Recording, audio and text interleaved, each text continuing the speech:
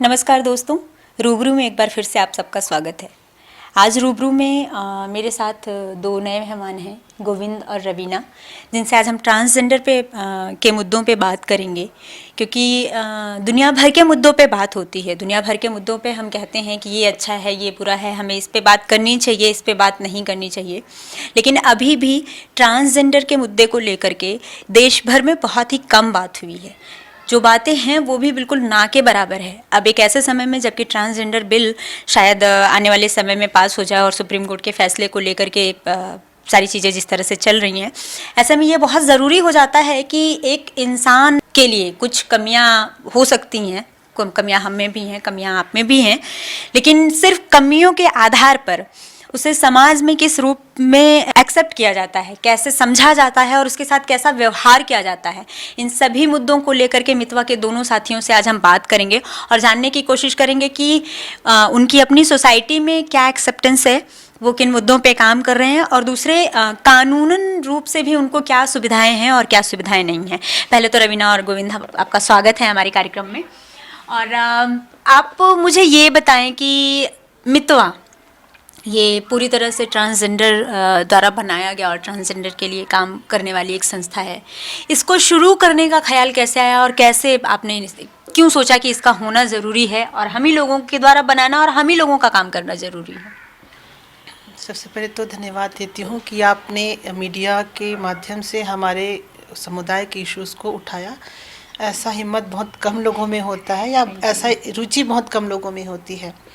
जहाँ तक मितवा का है, मितवा मध्य भारत का पहला सामुदायिक संस्था है और ऐसा सामुदायिक संस्था है जिसको खुद ट्रांसजेंडरों ने ही आगे बढ़ाया है।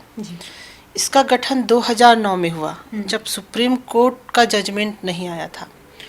2009 में central government National AIDS Control Organisation का एक प्रोग्राम चलता था, टारगेटेड इंटरवेंशन। उस प्रोग्राम में एक छोटा सा पार्ट था जिसमें ट्रांसजेंडरों को HIV एड्स के लिए अवेयर करना था, HIV के संक्रमण को ट्रांसजेंडरों से हटाना था। उस प्रोजेक्ट में काम करते समय हमें ये ख्याल आया, पहली बार इस प्रोजेक्ट में हम लोग एक दूसरे से मुलाकात किए। उस समय हमको ये ख्याल आया कि हमारा सिर्फ HIV या हेल्थ ही मुद्दा नहीं है, हमारी जो समस्याएं हैं विभिन्न स्तरों पे हैं और इन समस्याओं को यदि हमको लड़ना है या इन समस्याओं का समाधान हमको खोजना है तो कहीं ना कहीं हमको आवश्यकता महसूस हुई कि हम संगठित हों। और यही शुरुआत थी हमारे संस्था के जन्म का। और उसके बाद हम लोग ने 2009 में संस्था को रजिस्टर्ड कराया और उसी समय से ट्रांसजेंडरों के जीवन के विभिन्न मुद्दों पर, पहलुओं पे हम लोगों ने काम करना शुरू किया। ज़्यादातर हम लोगों ने livelihood, health, advocacy, community mobilisation, शिक्षा और कानूनी अधिकार, ये 5 ऐसे क्षेत्र हम लोगों ने चुना और इस क्षेत्र पे हम लोगों ने काम करना शुरू किया। गोविंद, आपको मितवा के बारे में कैसे पता चला और आप कैसे जुड़े? आप सभी को नमस्कार। मैं गोविंद शांडेकर, मितवा संकल्प समिति CBO में एज ए मेंबर के रूप में। जैसे रवीना जी ने आप लोगों को बताया कि छत्तीसगढ़ में फर्स्ट टाइम जो TI प्रोजेक्ट चलता था, उसमें एज ए हम हेल्थ ईजी लोगों के लिए हेल्थ में काम करते थे। उसमें मेरा डेफिनेशन था आउटरीच वर्कर। उसमें मैं हम लोगों को जो HIV एड्स है, जो हमारे कम्युनिटी के लोगों को, क्योंकि ज़्यादा चांस रहता है, होने का खतरा रहता है, इसलिए हम लोग उसको HIV टेस्ट के लिए काम करते थे, प्लस उनके हेल्थ में प्रोवाइड करते थे, प्लस उनकी जो और प्रॉब्लम होती थी उनके लिए हम काम करते थे। उनके साथ काम करते करते हमारी जो पहचान है इन लोगों से हुई, तो हम लोगों ने सोचा कि हमारा जो काम है वो हेल्थ पे ना हो करके जो हमारे हक हैं, जो मौलिक कर्तव्य हैं, जो ट्रांसजेंडरों को मिलना चाहिए, उसके लिए हम लोगों ने आगे कार्यक्रम बढ़ाया। इससे हम लोगों ने सरकार से, गवर्नमेंट से बात की। ऐसा कार्यक्रम चलते चलते हमारा एक खुद का CBO ओपन हुआ, वो जो 2009 में उसका गठन हुआ था। और उसके चलते हमने वो जो CBO है उसमें मैं मेंबर भी हूँ और मैं उसमें ये करना चाहता हूँ कि जो हमारे मौलिक कर्तव्य है, जैसे एक पुरुष, एक महिला को मिलता है जो हक, वो हक हमको भी मिलना चाहिए। नहीं, ये बहुत ज़रूरी भी है क्योंकि इस हिसाब से डिस्क्रिमिनेशन नहीं किया जा सकता क्योंकि सब इंसान ही हैं। रवीना, सुप्रीम कोर्ट का जो डिसीजन आया था और उसमें कुछ जैसे हम नॉर्मली भी अगर जितना मेरा अभी तक काम रहा है और जो मैं देख पाई हूँ अभी तक, तो कई कैटेगरी ट्रांसजेंडर के अंदर भी है जिसको सुप्रीम कोर्ट ने भी अपने उसमें डिफाइन किया है कि ये अगर ये इस तरह के हैं तो इसमें आते हैं, ये मांगने वाले हैं तो ये इस कैटेगरी में आते हैं। उस पर कुछ अगर आप हमारे दर्शकों को बता सकें तो। देखिए, ये ट्रांसजेंडर, ये जो मैं ट्रांसजेंडर ज़्यादा उपयुक्त नहीं समझती। सुप्रीम कोर्ट ने इसे तृतीय लिंग या तीसरा जेंडर के रूप में स्वीकार किया है। इस तीसरे जेंडर पे बहुत सारे टाइपोलॉजी हैं, मतलब बहुत सारे वर्ग उपवर्ग हैं, और ये वर्ग और उपवर्ग बने हैं कहीं ना कहीं कल्चरल विविधता के कारण, या तो सामाजिक विविधता के कारण, या आर्थिक विविधता के कारण। ये सामाजिक, आर्थिक और सांस्कृतिक, ये तीन अलग अलग विविधताएं हैं। इन विविधताओं के आधार पर माननीय सर्वोच्च न्यायालय ने इस तृतीय लिंग को कई कई कैटेगरियों में उन्होंने बताया है। जैसे एक हिजड़ा, हमारे ट्रांसजेंडर में एक हिजड़ा समुदाय होता है जो गुरु चेला परंपरा में होते हैं। उनके कुछ ट्रेडिशनल नियम होते हैं, वो बधाई लेते हैं, ये हिजड़ा समाज हुआ। कुछ लोग होते हैं जो इस ट्रेडिशन को फॉलो नहीं करते, वो ट्रांसजेंडर हो गए। ट्रांसजेंडरों में कुछ ऐसे होते हैं जो अपना सेक्स चेंज या सेक्स रिसाइनमेंट सर्जरी करा के वो बिल्कुल अपने आप को एक महिलाओं की भांति रखते हैं, तो उनको हम ट्रांससेक्सुअल या ट्रांस वीमेन ऐसे बोलते हैं। ठीक वैसा ही महिलाओं के साथ होते हैं। ऐसी महिलाएं जिनका शरीर तो महिला का है पर उनका मन और मेंटलिटी पुरुषों का है, तो वो भी दो तरीके का होते हैं। एक जो महिलाओं की वेशभूषा में रहते हैं, और दूसरे वो होते हैं जो एक सर्जरी प्रोसेस से अपने आप को पुरुष के रूप में ला चुके हैं, उनको ट्रांसमेन बोला जाता है। तो सुप्रीम कोर्ट ने कहा कि सारे इस वर्ग के अंदर, इस अम्ब्रेला टर्म के अंदर में आते हैं, और सारे लोगों का भी वैसा वेलफेयर या उनका सभी का कल्याण स्टेट गवर्नमेंट को या सेंट्रल गवर्नमेंट को करना चाहिए। जैसे ये तो बहुत लाजमी सा है कि आप लोगों ने काम करना शुरू किया होगा तो बाहर की सोसाइटी के लोगों से आप लोगों को बहुत कुछ सुनना पड़ा होगा, लेकिन क्या ऐसा भी कोई अनुभव है आपका कि आपने काम करना शुरू किया तो आपको ये जो तीसरा लिंग है या जिसको हम लोग ट्रांसजेंडर कहते हैं, उनके अपने अंदर से भी किसी तरह का कोई विरोध और उस तरह से कभी कोई सामना करना पड़ा हो आपको? समुदाय के बाहर तो हमको बहुत विरोधों का सामना करना पड़ा। कम्युनिटी के अंदर भी हमको बहुत सारी विरोधाभासी चीज़ें दिखी, कई चीज़ों पे उनका विरोध है। पर जब मैं एनालिसिस करती हूँ कि विरोध हमारे लिए क्यों है, तो मैं पाती हूँ कि कहीं ना कहीं हमारे कम्युनिटी के बहुत सारे लोगों में संवैधानिक मूल्यों की समझ विकसित नहीं हुई है, और संवैधानिक मूल्यों की समझ विकसित नहीं होने के कारण वो कम्युनिटी को एक जो दूरदृष्टि होनी चाहिए कम्युनिटी लीडर में, उसकी मैं कमी पाई। तो जब भी हम ऐसा कोई काम करने गए जिसका परिणाम दूर में बहुत अच्छा है, तो वहाँ पे हमको वहाँ पे हमको खींच लिया गया। मैं चूँकि ज़्यादा ओपन इसका नहीं बोल पाऊँगी, क्योंकि मुझको ये भी डर है कि शायद वो बाद में ये चीज़ों को सुन के फिर मेरा विरोध करने लग जाए। पर हाँ, एक चीज़ बताना चाहूँगी कि समाज के अंदर भी बहुत सारी विरोधाभास हैं, और सरकार को इन विरोधाभासों को जानना बहुत ज़रूरी है। क्योंकि यदि सरकार कोई प्लानिंग ला रही है, कोई बिल ला रही है, तो उनको जानना जरूरी है कि क्या ये जो बिल है वो सभी परिस्थितियों में, सभी एंगल से क्या इतना समुचित है कि ट्रांसजेंडरों के सर्वांगीण विकास का काम कर सकती है। गोविंद, आपको ऐसा कोई अनुभव कि वही सवाल जो मैंने अभी रवीना से पूछा कि इस तरह का कोई अनुभव कि आपको normal society, normal in the sense कि जो अभी हम जिस सोसाइटी में अभी बैठे हुए हैं उस समुदाय में और जिस समुदाय से आप हैं उस समुदाय में, दोनों में ज़्यादा विरोध किसका है और ज़्यादा सामना आपको किसका करना पड़ता है? जैसे कि रवीना जी ने बताया कि जैसे हम अपना जो कार्य पहले स्टार्ट किए थे तो कई ट्रांसजेंडर खुल के सामने नहीं आ पा रहे थे, और उसमें जनरल पॉपुलेशन की बात है तो जनरल पॉपुलेशन तो पहले छीटाकशी करती थी कि आप ट्रांसजेंडर हो तो आपका काम सिर्फ यही है कि नाचना, गाना, बधाई करना, शादी में जाना, मतलब लोगों का मनोरंजन करना।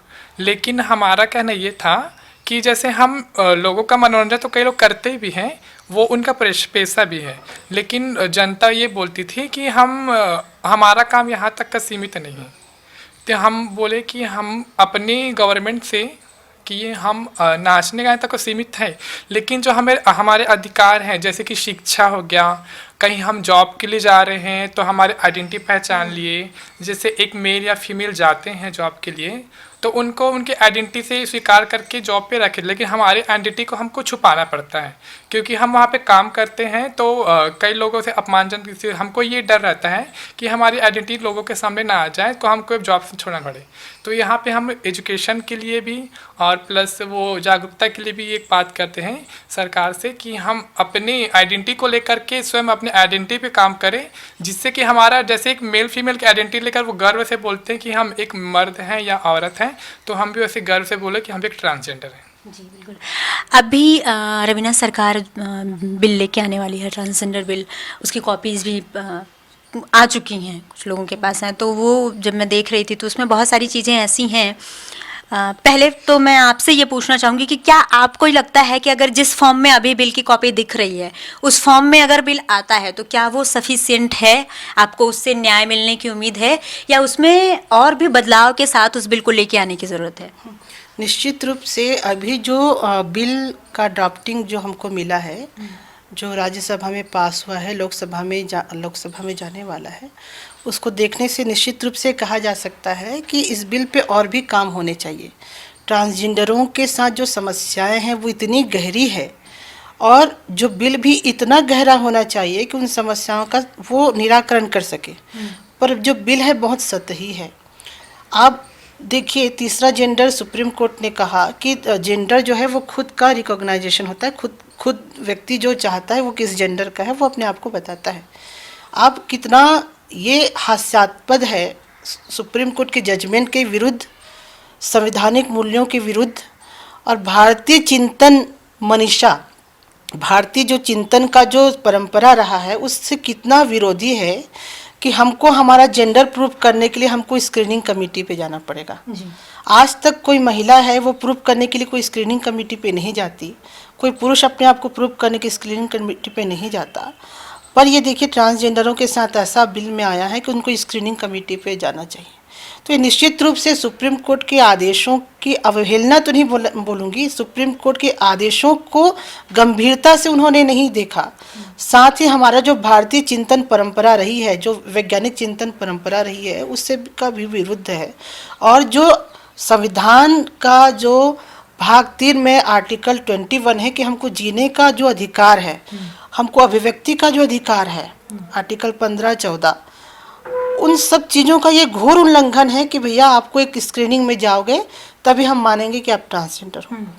उसके अलावा बहुत सारी चीज़ें ऐसी हैं। मतलब ये है इस बिल में कि आपको स्क्रीनिंग से गुजरना होगा। ये बिल का तो बिल्कुल तीसरे चौथा चैप्टर में पूरा एक चैप्टर ही है इसका, और ये शासन को इस पे तुरंत ध्यान देना चाहिए, क्योंकि इससे कहीं ना कहीं हमारा जो भारतीय संस्कृति या भारतीय बौद्धिक परंपरा का जो विश्व में जो पहचान है, उससे कहीं ना कहीं इन सब चीज़ों से उसको ये सब चीज़ें उनके उस छवि को धूमिल कर सकती हैं। मतलब एक फीमेल को ज़रूरत नहीं होती कि वो ये बताए कि वो एक औरत है, एक मेल को ज़रूरत नहीं होती कि वो ये बताए कि मैं आदमी हूँ। कि हम भी अपने आइडेंटिटी दे रहे हैं, जैसे एक मेल फीमेल को आइडेंटिटी देने की ज़रूरत नहीं पड़ती सरकार को कि हम एक मेल फीमेल है, तो वैसे भी हमारा कहना है कि हमको क्यों अपनी आइडेंटिटी देनी पड़ रही कि हम एक ट्रांसजेंडर हैं। तो जैसे मैं बोलना चाहूँगा कि सरकार बहुत सारी जैसे बहुत सारी स्कीम भी चलाती है जनरल पॉपुलेशन के लिए, जैसे बहुत सारे NGOs भी हैं, जैसे बच्चे के लिए चलाते हैं, वृद्धाश्रम चलाते हैं, बहुत सारे जो NGO चलाते हैं। वैसे हमारा भी कहना है कि सरकार एक हमारे लिए भी एक ऐसे NGO और बनाए, जैसे कि जो जिसके घर में पता चल जाता है माँ बाप को या सोसाइटी को कि ये बच्चा ट्रांसजेंडर है, तो उनके कारण क्या होता है, बच्चा को बहुत सारी छींटाकशी दुखनी पड़ती है, अपमान रहता पड़ता है। कहीं फैमिली में जा रहा है तो उनको कमेंट्स किया जाता है, दोस्तों में जा रहा है तो बोलते अरे यार तुम लड़के हो तो लड़कियों जैसा क्या क्यों करते हो। तो मेरा ये कहना है जैसे अभी तो जैसे युवक नवयुवक जैसे टीजीज हैं वो अपना कहीं ना कहीं से गुजारा कर लेते, लेकिन जो बुजुर्ग टीजी हैं उनका हाथ पैर नहीं चलता है, तो उनको उनके बाद वो हमके एनजीओ सरकार से बोलना चाहेंगे कि एक ऐसी बुजुर्ग टीजी के लिए एनजीओ खोल दिया जाए ताकि वो अपना जीवन वहाँ पे यापन कर सकें।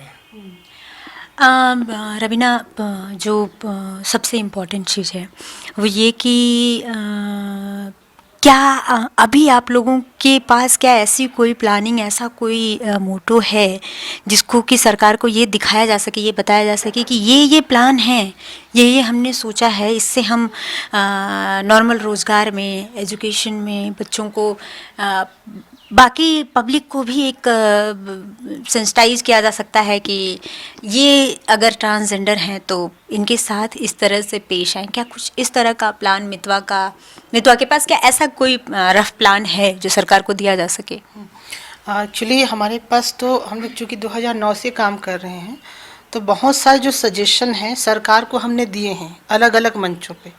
ये ज़रूरी बात है कि ट्रांसजेंडरों को ऐसे मंच नहीं मिलते जिससे सरकार के साथ वो डायरेक्ट कम्युनिकेट कर सके, पर कभी जब भी ऐसा अवसर मिला है हम लोगों ने सरकार को अपने सजेशन दिए हैं, और हम इस संवेदनशील सरकार को संवेदनशील भी मानते हैं कि वो उन सजेशन को भी अपने बिल पे लाई ज़रूर है। पर बात यह है कि सजेशन को आप स्पेसिफिक बनाइए, जो आप चीज़ें जो लाना चाहते हैं उनको स्पेसिफिक बनाइए, ना कि सतही बनाइए। आप उसका ऐसा चीज़ें बनाइए जिसका उसका एक ही अर्थ निकाला जा सके। ऐसी चीज़ें मत बनाइए जिसे एक लाइन का कोई 5-6 अर्थ निकाल रहा है।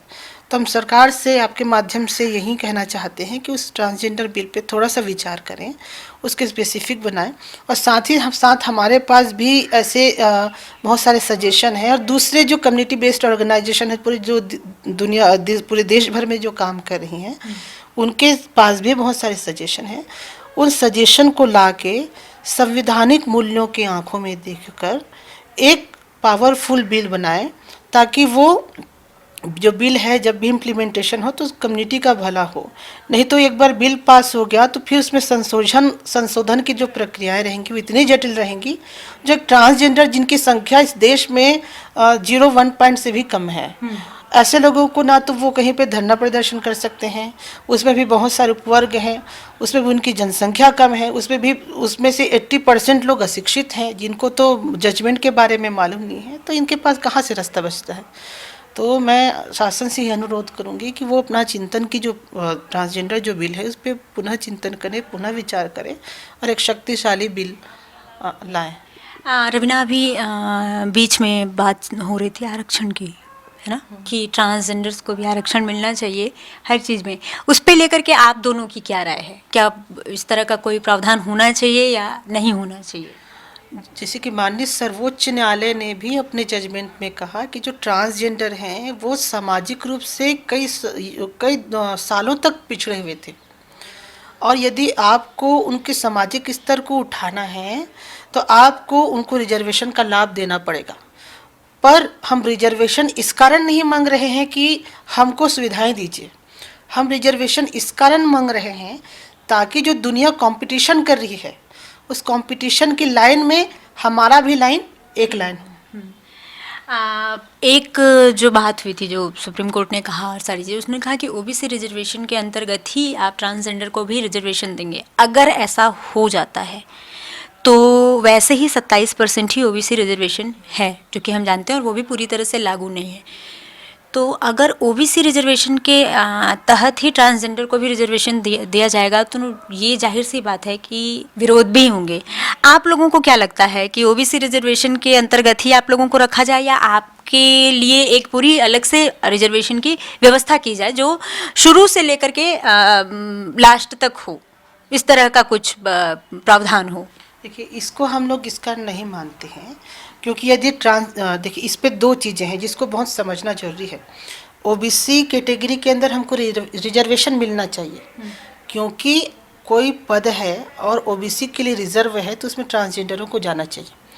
यदि हम ट्रांसजेंडरों के लिए ही अलग से रिजर्वेशन करेंगे और कभी वो ट्रांसजेंडर उस सीट के लिए नहीं मिल पाए तो शायद उस सीट की भर्ती नहीं हो पाएगी। तो हम यहाँ पे दो तरीका अपनाते हैं कि ओबीसी के लिए आप रिजर्व कीजिए, लेकिन ट्रांसजेंडरों के लिए ऐसे पदों की खोज आप करें जिस पे हम ट्रांसजेंडरों को भर्ती कर सकें, ताकि यदि अगर हम ट्रांसजेंडरों को स्पेशल रिजर्वेशन दे दिए तो ऐसे भी समस्याएं आ सकती हैं कि यदि पर्टिकुलर किसी पोस्ट के लिए ट्रांसजेंडर नहीं है तो वो सीट हमेशा खाली रहेगी। तो आप ओबीसी के कैटेगरी में लाइए, हम लोग इसके लिए सुप्रीम कोर्ट को धन्यवाद देते हैं, पर इतने से ही काम नहीं बनेगा। हमको कुछ स्पेशल ऐसे जॉब का भी हमको खोज करना पड़ेगा, जैसे डिसेबिलिटी एक्ट में है। अब डिसेबिलिटी एक्ट में क्लियर लिखा है, अब डिसेबिलिटी में कोई व्यक्ति ओबीसी है तो उसको ओबीसी रिजर्वेशन का फ़ायदा मिलेगा ज़रूर, पर डिसेबिलिटी एक्ट में एक चीज़ लिखा ये हुआ है कि सरकार का दायित्व है कि ऐसे पदों की भी वो खोज करे जिसमें हम ट्रांसजेंडरों को ला सके। इससे क्या होगा, सिस्टम बना भी रहेगा और जो ट्रांसजेंडर हैं उनको हम लोग आजीविका या रोजगार से जोड़ सकते हैं। गोविंद, आप सहमत हैं रवीना की बात से? मुझे ये भी कहना है कि जैसे अब जैसे एक मेल एक फीमेल का कॉलम दिया जाता है, तो ऐसे एक टीजी का कॉलम सरकार तो दे ही रही है, लेकिन कहीं कहीं जगह पे नहीं भी दे रही है, तो उसके लिए रिजर्वेशन चाहिए था। और प्लस ओबीसी का बात है तो ओबीसी में भी चलता है, लेकिन जो टीजी का कॉलम, जैसे कोई शिक्षित है, उन्होंने किसी जॉब के लिए अप्लाई किया है, चाहे वो सरकारी गवर्नमेंट जॉब हो, तो उसके लिए अप्लाई किया, तो वहाँ पे अपना मतलब जैसे एक फीमेल अपने गर्व से बोलते हैं कि हम वहाँ पे टिक लगा के करते हैं कि हम वहाँ पे मेल एज ए फीमेल के रूप में करते हैं, तो अभी एक टीजी के रूप में ही यहाँ पे कर सके, ताकि उनको एक कॉलम होना चाहिए कि आप मेल हैं, फीमेल हैं, तो हम ट्रांसजेंडर हैं। हाँ, ट्रांसजेंडर। ये जो एक बहुत बड़ा चीज़ है कि सारे दस्तावेजों में हम लोग चाहते हैं, चाहे सरकारी हो चाहे सरकारी जो नहीं है, सभी दस्तावेजों में महिला पुरुष के साथ जो तीसरा जेंडर का एक कॉलम जोड़ना अनिवार्य कर देना चाहिए शासन। बिल्कुल, क्यों नहीं होना चाहिए आखिर में? अगर शेयर करना चाहूँगा, अब जब भी हमने अभी दिल्ली आए थे ट्रेनिंग पे, तो अभी हमने एक रिजर्वेशन करवाने गए थे अपन दिल्ली से रायपुर के लिए। तो जहाँ पे रिजर्वेशन करवाने गए थे, वो भैया को मैंने बोला कि वो जो रवीना जी मेरे साथ गई हुई थी, तो उन्होंने बोला कि वो मेल है कि फीमेल है, तो मैंने बोला वो टीजी है, तो आप उसका टीजी में डाल करके रिजर्वेशन कीजिए। तो उन्होंने बोला कि नहीं, या तो हम उसको मेल में कर सकते हैं या तो फीमेल में कर सकते हैं, टीजी का अलग से कॉलम ही नहीं है। तो सरकार को मैं धन्यवाद देता हूँ कि बहुत जगह उन्होंने हमको स्वीकार भी किया है, लेकिन जहाँ रिजर्वेशन की बात आ रही है कि जैसे हम टिकट बनाने के एयर टिकट हो या तो फिर ट्रेन का टिकट हो, तो उसमें बोलते हैं कि ये आप लोगों का रिजर्वेशन नहीं है, या तो उनको मेल के लिए किया जाएगा या तो फीमेल के लिए किया जाएगा। तो मैं भी सरकार से ही दरख्वास्त करता हूँ कि जब थोड़े जगह पे दे ही रही है तो हमको फिर और बाकी जगह पीछे क्यों छोड़ रही है। तो इसलिए सरकार को बोलना चाहूँगा कि हमें और सारे रिजर्वेशन दिए जाए, ताकि हम अपने सम्मान की ज़िंदगी जी सकें, ताकि हम भी एक गर्व से बोल सकें। रवीना और गोविंद, बहुत सारे मुद्दों पे बात करी हमने आपसे। अगर कुछ शब्दों में इस सोसाइटी को, इसके नज़रिए को लेकर के, जो ट्रांसजेंडर को लेकर के इस सोसाइटी का जो एक नज़रिया है और वो जैसे टीच करते हैं, है ना, जैसा व्यवहार करते हैं, उनके लिए अगर कुछ कहना हो, उन्हें कोई संदेश देना हो, तो क्या कहना चाहेंगे? मैं बस यही कहना चाहूँगी कि जैसे मेल और फीमेल हैं, वैसा ही हम लोग मनुष्य हैं, और कम से कम हमारे साथ मनुष्यों के जैसा ही व्यवहार समाज को करना चाहिए। हमको बहुत दुख होता है जब हमारे साथ ऐसा ट्रीट किया जाता है कि हम बिल्कुल दूसरी दुनिया से आए हैं, तो हमको बहुत दुख लगता है। पर हम जानते हैं कि इस देश में, इस दुनिया में इंसानियत है, मनुष्यता है, तो हम इसी का फिर से आह्वान करते हैं कि प्लीज़ हमारे साथ एक ह्यूमन बीइंग के जैसा ही लोग ट्रीट करें। मैं ये कहना चाहूँगा, जैसे एक मेल या फीमेल है, वो जैसे जीते हैं उनको जीने दिया जाता है, लेकिन हम अपने मर्जी से नहीं जी सकते थे। तो सरकार से हम यही कहना चाहेंगे कि, और जनता से भी यही बोलना चाहेंगे कि हम भी एक इंसान हैं, हम भी किसी माँ के पेट से ही मतलब जन्म लिए, हम कोई आसमान से नहीं टपके हैं। जैसे हम आप इंसान हो वैसे ही हम भी इंसान हैं, तो वैसे ही हमारे साथ इंसानियत जैसे सलूक किया जाए और हमको अपना ज़िंदगी जीना दिया जाए। तो रवीना और गोविंद की तरफ से सरकारें कह लूँ या अलग अलग राज्यों की सरकार जी अगर सुन सकते हैं तो रवीना की बात को सुनिएगा कि जो ट्रांसजेंडर बिल आ रहा है, खासकर केंद्र की सरकार से रवीना की ये गुहार है कि ट्रांसजेंडर बिल में जो चीज़ें आ रही हैं वो अभी इस लायक नहीं है कि वो ट्रांसजेंडर की समस्याओं का हल निकाल सके या उनको हल करने में कारगर साबित हो सके। तो बाद में संशोधन पे संशोधन लाने की बजाय रवीना का ये कहना है कि आप उसे पहले ही देख लें कि उसमें क्या हो सकता है क्या नहीं हो सकता है। बाकी रेलवे स्टेशन पे बात करते हुए फिजा ने मुझसे एक बात कही थी जो मुझे आज भी याद है। दीदी कहते हैं बद अच्छा बदनाम बुरा। लोग अपनी अपने हिसाब से और अपनी अपनी सुविधाओं से लोगों को समझते और लोगों को मानते हैं। अब मैं ये अपने दर्शकों पे छोड़ती हूँ कि वो ट्रांसजेंडर के बारे में अपनी राय को कितना बनाते और कितना भुनाते हैं। खैर रवीना और गोविंद, आपका हमारे साथ बात करने के लिए बहुत बहुत शुक्रिया। उम्मीद है कि आपसे आगे भी मुद्दों पे बात होती रहेगी। हमारे कार्यक्रम में आने के लिए, हमारे दर्शकों से बात करने के लिए आपका बहुत बहुत शुक्रिया।